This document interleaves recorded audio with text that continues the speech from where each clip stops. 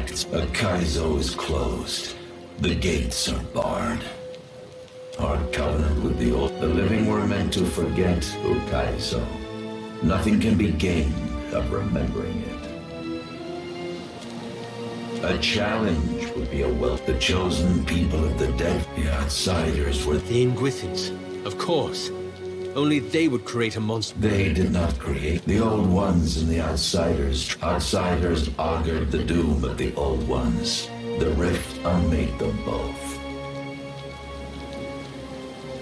The outsiders coveted ancient Ukaizo. Its occupation was a hindrance. Machines were built on a foundation of outsider lies. When the machines were nearly done, the outsiders constructed bodies of flesh and bone. Skeletons now. Their remains lit, ones which drew the spirit. Finally, our bond with the old. They offered us a trade. We were ordered to slam shut the gates of Ukaizo. The outsiders vanished from the world. Quiet gave way to chaos. When the last screams of the old ones faded, none but the green colossus, whose every footstep. You are the first kith to visit the by now, you are. May your journey through the wheel be an informed one. You chose death.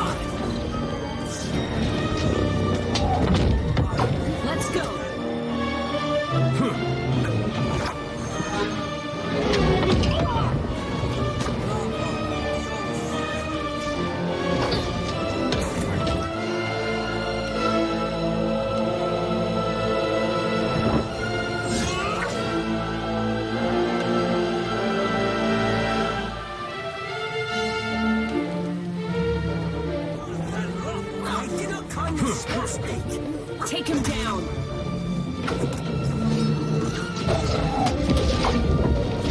Can't make it done.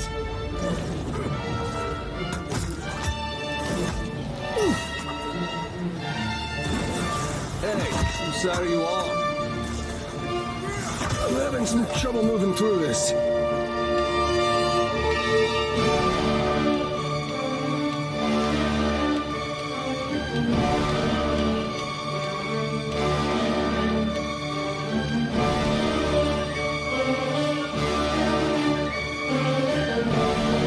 It's not supposed to happen.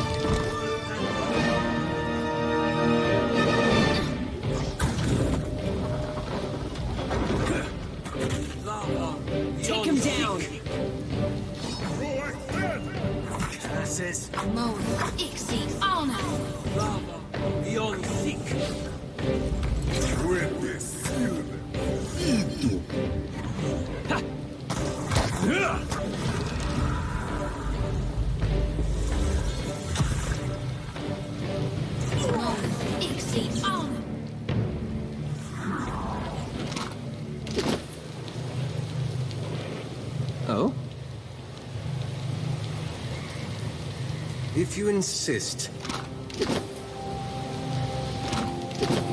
Oh?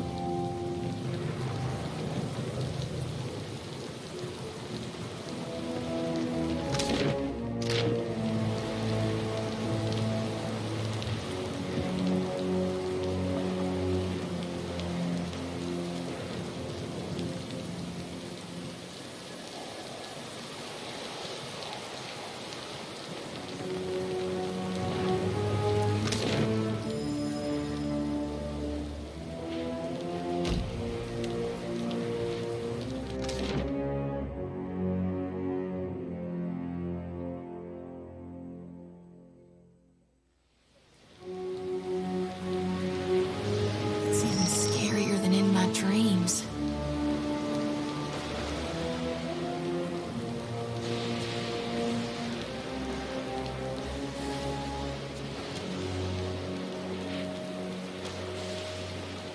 Gilded Vale got its name from the way the wheat fields used to look in the sun. But this place really is gilded. It might as well be a different world. Well, hard to miss what you can barely remember.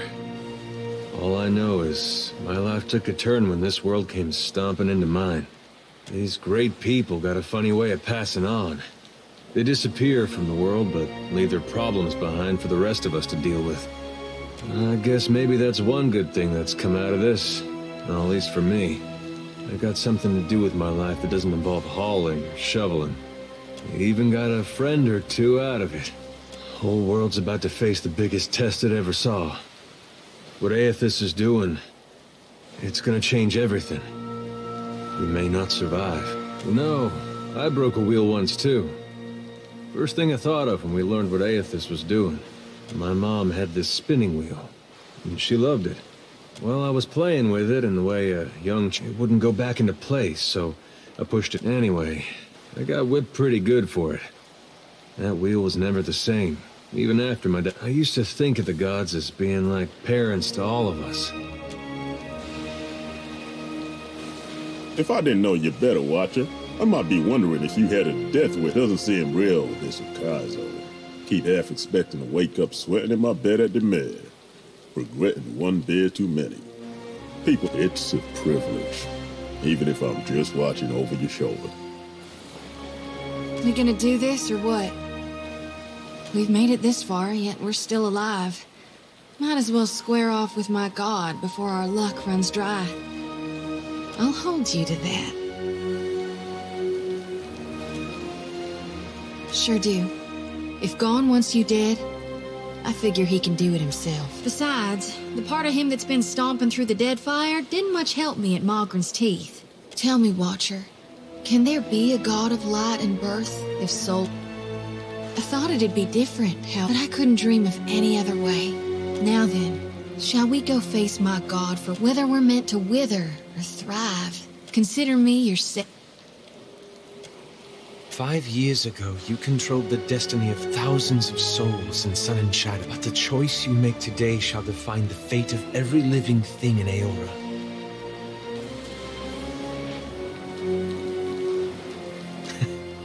And to think of all the times I've asked you the same question. I suppose if it were up to me, I'd want to leave someone or something, but it isn't up to me. We haven't always seen eye to eye.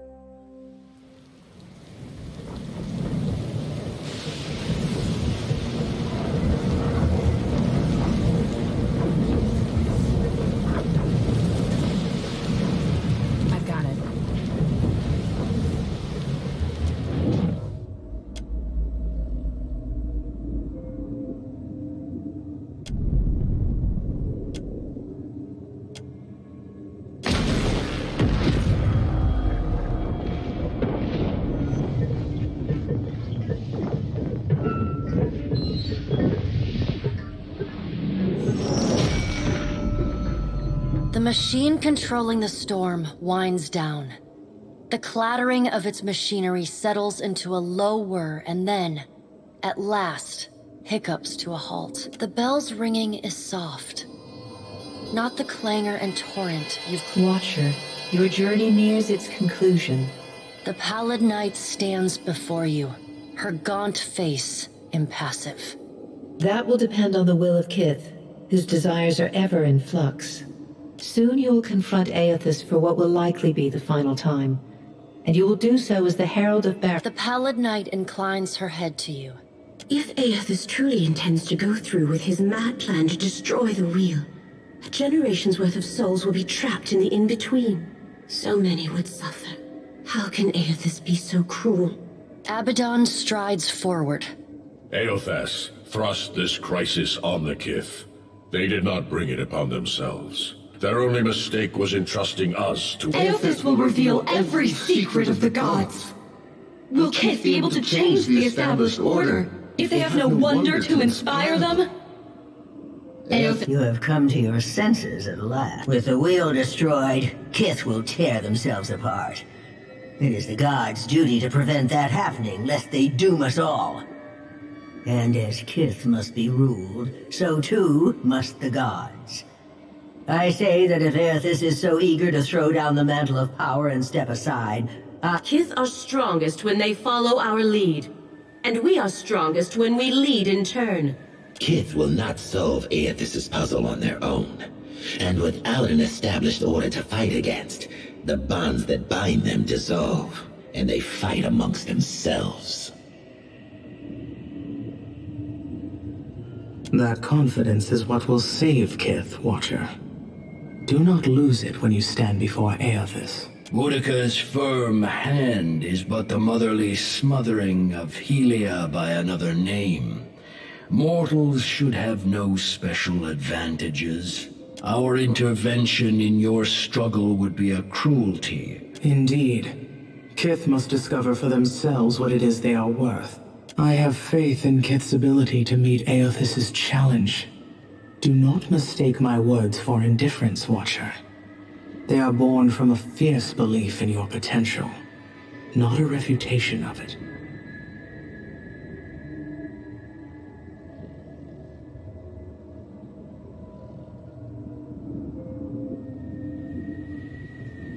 You see clearly, at last. Margaret is blinded by her affection for mortals. She does not see that entropy is the destiny of all. Kith have had their... As Rimmergon's words fade, the pallid night returns. She no longer towers over you. Well, Watcher, you know where we stand. What do you believe?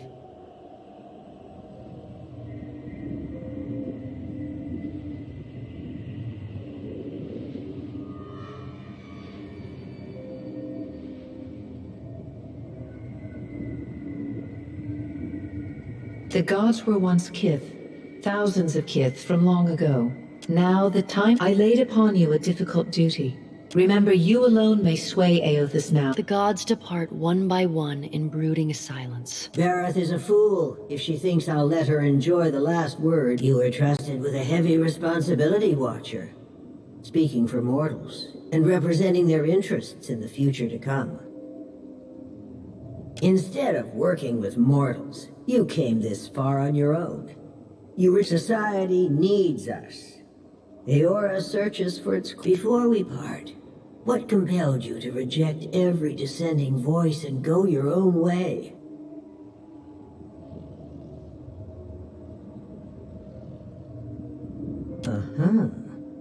Consider my curiosity. Whether you heeded my wisdom or not, I hope you're satisfied with your performance. We've learned much from each other. The trading companies, the locals, and even the pirate. I couldn't agree more. When at last Aethys will no doubt have a sunnier outlook on, the rest of us will be sharp.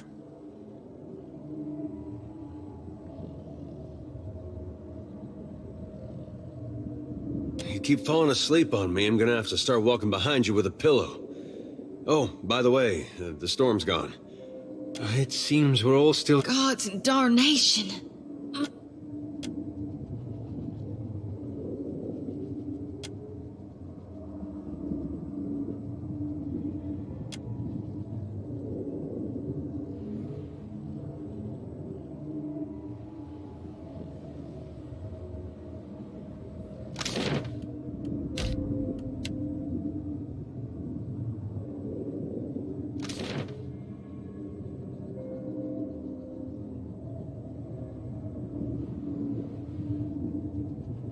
What everyone else fails to grasp is that Rauatai isn't a Tokaizo belongs to us. We've earned it with blood and sweat, and no one shall take it from us now. I can't stop him. Neither can you. Rauataians!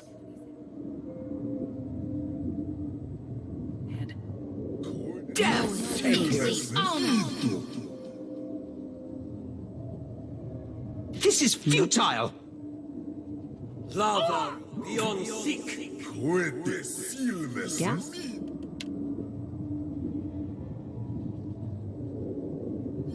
Forth to battle. Let's go!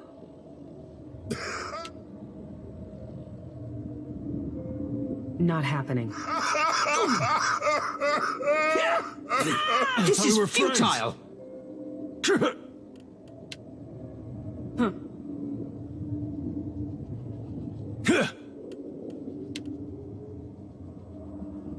Lava beyond seek. That would be an... Lava beyond seek.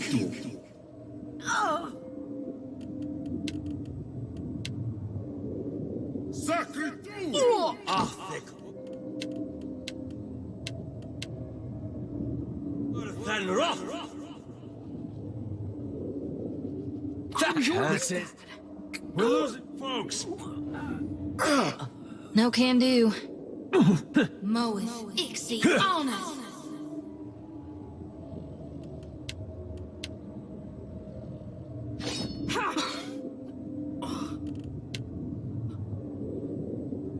Lava beyond seek. That would be a no. Lava beyond seek.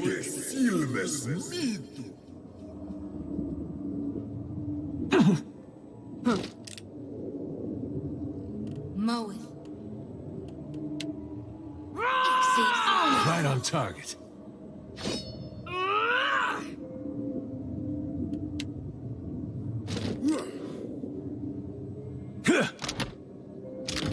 Lava beyond Moeth, seek. Ixie, on us!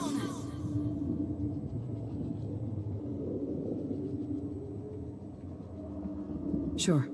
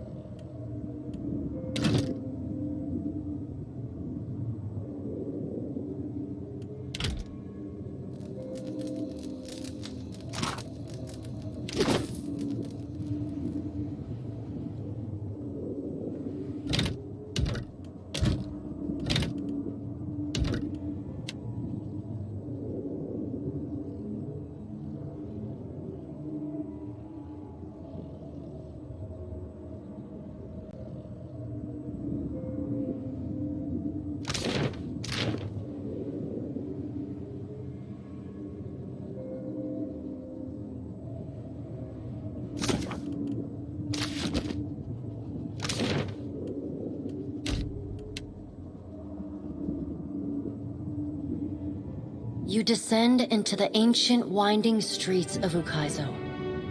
Battered by storms for thousands of years, as you approach the center of the city, the weathered architecture gives way to more luminous Audra, piercing the ruins. An immense Anguithan machine floats above the monument, suspended by invisible energy emanating from a well of light beneath it. Great brass rings spin around a core of metal, and the only safe route to the god is a steep ascent along a monstrous pillar of luminous Audra. Intertwined with fragments of Ukaizo's ruins that it has carried through the centuries, the pillar bends in a long...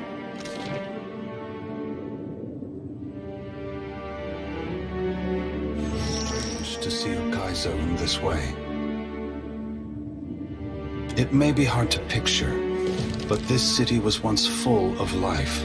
Great hanging trees shadowed these boulevards. Gardens sprawled across the open rooftops. Each spring, a festival procession would wind its way from the hillside. The celebrants would pass through a steep walk among the stalls of foreign merchants. All people of all nations, together in a celebration of new life. This isn't right. You can't put this burden on us. You can't make the gods' problems, our responsibility to fix. How can you have faith that what you're doing is good? You know how many people are going to suffer because of this. No matter how you spin this, you can't set it straight. Adair, I wish I could explain it to you. It breaks my heart that I cannot. But no matter how much you curse me, do not despair.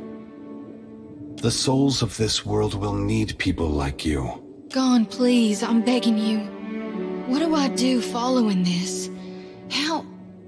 How am I to best serve those still living? To improve our future chances of survival? The Deadfire and the Eastern Reach are full of animancers. Women and men with brilliant minds who can solve this great problem. They will also need people with brilliant souls, like you, Shodi. Remember, the flame you bear is not only light. What right do you have to do this? Aloth, we are all gods and mortals, responsible for our own actions. But inaction carries its own moral responsibility. It is a burden I have carried for far too long. One must always do as their conscience dictates. But what of you, Watcher? Why have you followed me? Have you come to bear witness to the breaking of the wheel?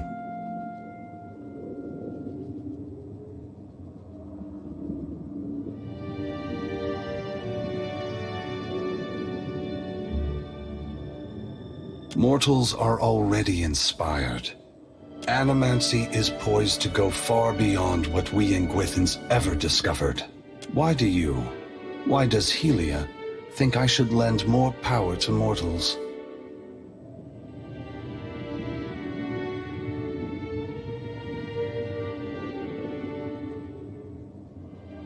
It's true that even with all the advances in animancy, from where should mortals draw their inspiration? Very well, Watcher. I will ensure that mortals are inspired by my passing. Indulge me in a moment's curiosity. There is something I wish to know about Eora, about Kith, that I can only learn through your eyes.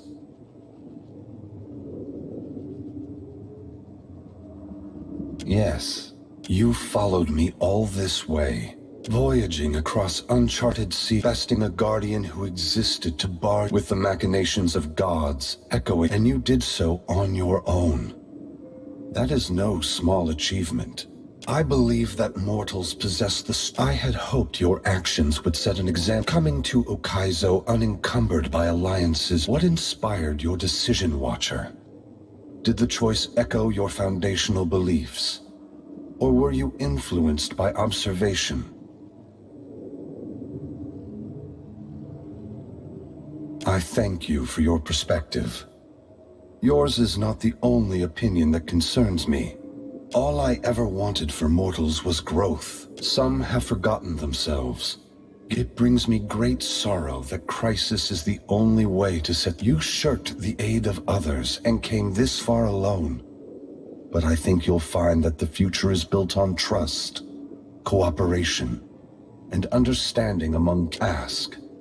The great work of the Ingwithans falls to ruin. Souls which currently await new life in the beyond will be born into the world as normal. Anything that dies will tarry in the void of the in-between, awaiting the motion of a wheel that once the beyond has emptied, every birth will be hollow-born.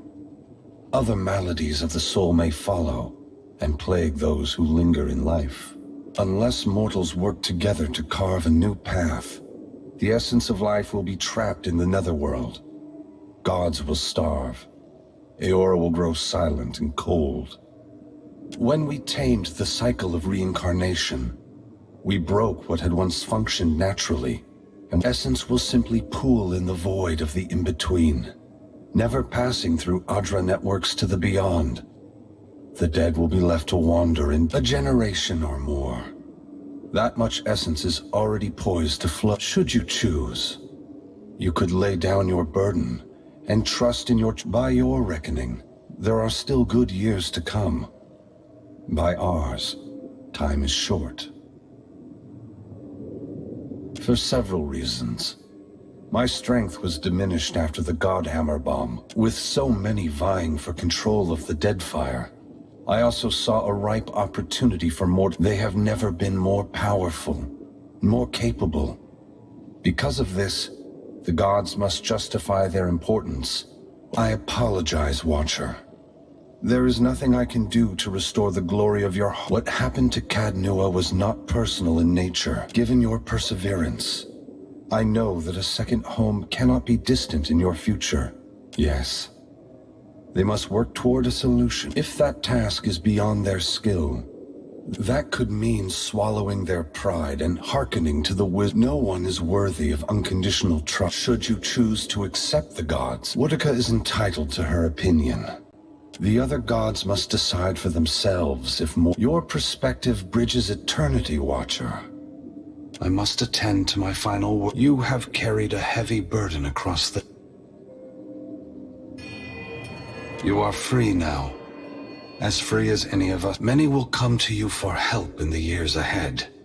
Animancers, priests, I have great hope for you. But... Aethys squares himself to the machine. As you move to a safe distance, he returns to his task. Each strike bringing with it the sound of cracking stone and twisting metal. The cracks appear along the hands, then race up the arms. Aethys does not slow his assault. You see Aethys' arm shatter upward from his hand through his elbow. A flash of light and heat bursts from the core, accompanied by a cacophony of destruction. The moment passes. As Aethys' shout echoes throughout the valley, your eyes begin to recover. As Aethys' voice fades, the enormity of what you've accomplished sinks in. You have confronted a god. You have rediscovered the ancient city where the wheel was forged, and you have seen the wheel shattered. What comes next is uncertain, but already on your recommendation, Aethys disperses his essence, and that of the thousands of souls within him, to centers of knowledge and learning around the world. Animancers, engineers, wizards, and scholars of all stripes make astounding breakthroughs in understanding and harnessing the phenomena that govern. While some of these developments prove beneficial to Kith, others are decidedly less so. But such is the price of innovation. In reaching Ukaizo and facing Aethys, you have accomplished the impossible. And you have done it without the assistance of the great powers of Deadfire. Your feats capture the awe and imagination of a world that needs heroes more than ever. With each day, your legend grows, as does the chaos in Deadfire. Ukaizo remains unclaimed, and the Efekia Channel becomes the site of a near-constant battle as the Huana and the Rawatayans vie for control of the And while they chip away at one another, the Valians and the Principi pursue their own ends with increasing abandon. Emboldened by their rivals' distraction, the Valian Trading Company seizes territory and mines luminous Audra at a startling pace. To support their operations, the Valian Trading Company begins shipping ever greater quantities of supplies and luminous Audra to and from the archipelago. The mysterious deaths of Governor Clario and Storm Speaker Ikawa provoke hostilities between the Valian settlers and the Huawan residents. What starts with angry words escalates to retaliatory killings as each side blames the other. By the time anyone bothers to question the strange coincidences surrounding their deaths, including reports of a cloaked Omawi woman seen in both the port and the village, as the balance of power changes in Deadfire, so too does Nekataka transfer. With the major powers at one another's throats, Nekataka becomes a maelstrom of chaos. Spies and smugglers follow the flow of refugees into this. The Kahanga leadership takes responsibility for the welfare of the Raparu, and the Gullet starts to improve.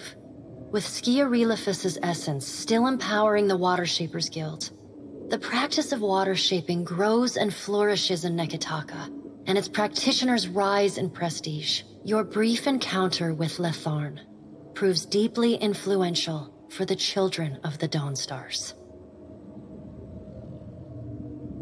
Plagued with nightmares and haunted by the deaths at Hesango, Letharn begins questioning his faith in Aethys.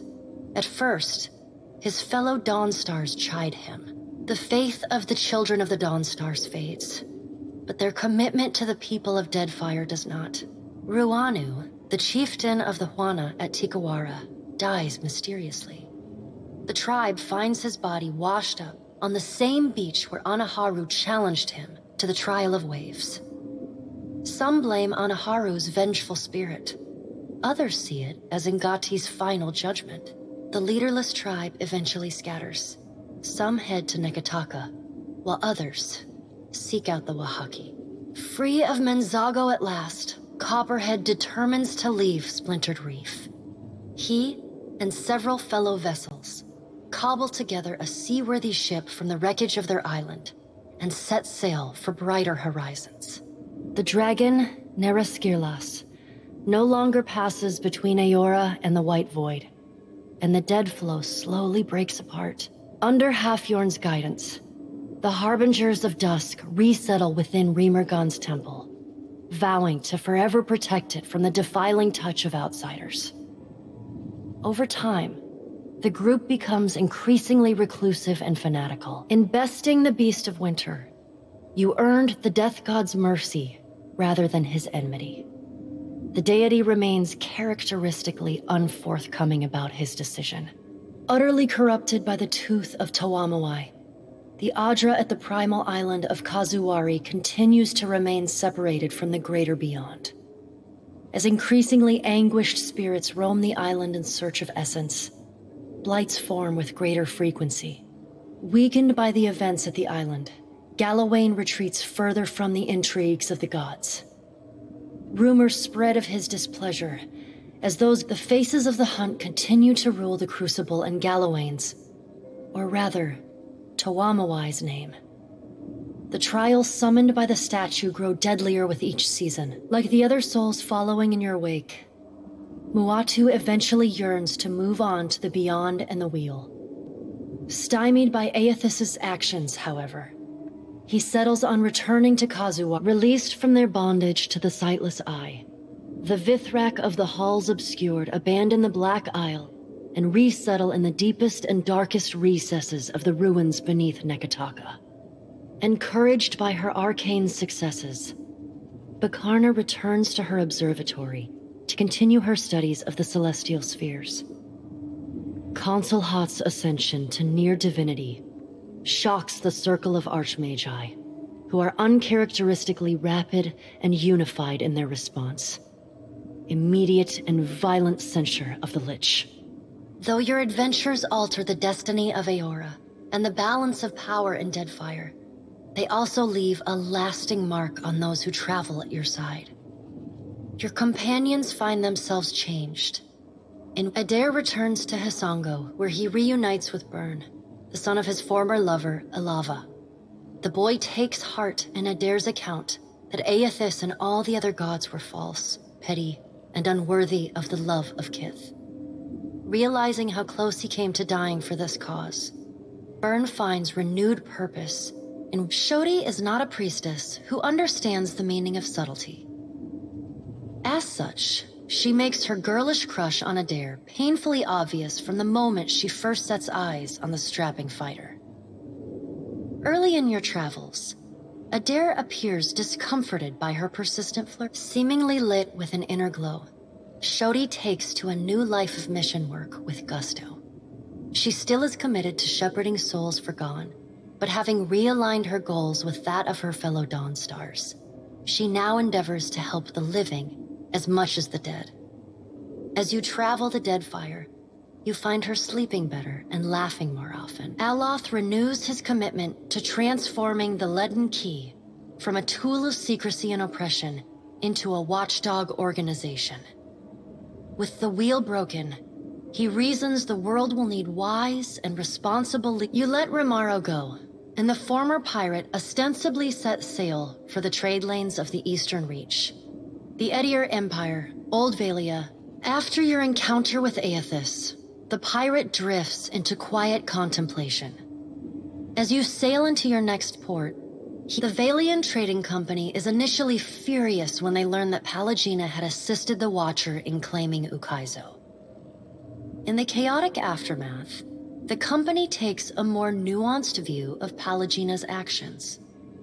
The turmoil in the region allows the well-organized company to season. Pallegina renews her relationship with Giacomo, corresponding with him regularly, and even meeting with the old Animenser once or twice a year. Time away from the Navy gives Maya Rua some perspective on how Rawatai conducted the Deadfire occupation. No sooner does she return to active duty than she voices her frustrations over some of the more though Maya's covert assignment in the Deadfire is considered a success. Few claim knowledge of it or openly congratulate her. She looks forward to seeing her brother again. Takehu distances himself from the problems of the Deadfire, giving the tribes a reprieve from godlike omens. Ngati's silence speaks volumes. The Huana grow to rely on each other, paving your farewell is short and cordial. Nothing further needs to be said, and you wish your pursuit of Aethys and your journey to Ukaizo signal the end of forces that have shaped the lives of Kith and as the Watcher of Cadnua and the form